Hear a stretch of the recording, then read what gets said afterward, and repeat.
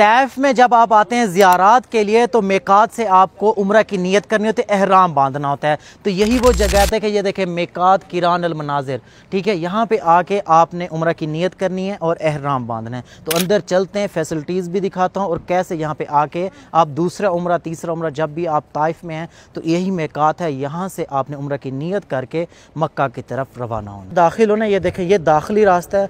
तो इस रास्ते से आपने दाखिल होके आपने जाना है, सबसे पहले वज़ू करना है। यहाँ से वज़ू भी कर सकते हैं, एहराम भी बांध सकते हैं। तमाम तर चीज़ों की बहुत अच्छी फैसिलिटीज़ यहाँ पे मौजूद हैं। तो आप मक्का में हैं, जब भी ज़ियारात पे हैं तो यहाँ से आप दूसरा उम्रा या उम्रा की नीयत कर सकते हैं। ख़वातीन के और मर्दों के अलग अलग जगह और तमाम तर फैसिलिटीज़ ये देखें मौजूद है। ये जगह है, यहाँ से आप उम्रा की नीयत मस्जिद के अंदर आपने नवाफिल पढ़ के उससे पहले जो वज़ू करना है, अच्छा ये सामने वज़ू खाने सारे मौजूद हैं, मर्दों के अलग हैं, ख़वातीन के अलग हैं, वो भी आपको थोड़ा सा दिखा देता हूँ। वज़ू खाने मौजूद हैं। मैं हमेशा सोचता था मेकात पे ना, मस्जिद मेकात यहाँ पे भी है, मदीना की तरफ भी है, तो बहुत सारे लोग वज़ू करने आते हैं, उम्रा की नीयत करने आते हैं, तो किस तरह होंगे तो वो आपको दिखाता हूँ। अच्छा माशाल्लाह से ना इंतज़ाम यहाँ पे बहुत अच्छा किया गया। इधर टूटियाँ भी लगी हुई हैं, ठीक है। आप यहाँ पे बैठ के और ये देखें नहाने के लिए अलग अलग जो है ना सिर्फ यहाँ शावर लगे हुए हैं, आप यहाँ पे आके शावर वगैरह ले सकते हैं। जी ये मस्जिद है, आपने एहराम बांध के इधर आके 2 नवाफिल पढ़ने, ठीक है, उम्रा की नीयत करके अब आपने मक्का की तरफ रवाना होना है।